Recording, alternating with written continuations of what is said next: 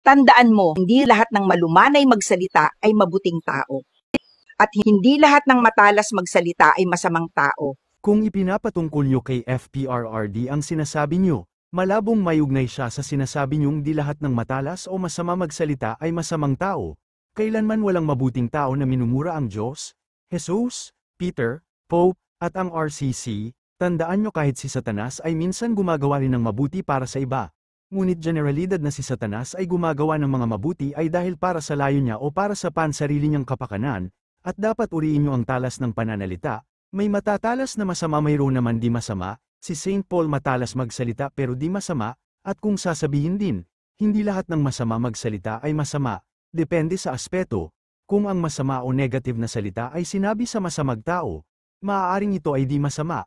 Ngunit kung ang negative o masamang salita ay sinabi sa mabuting tao, ito ay masama, o masamang tao ang gumawa nito.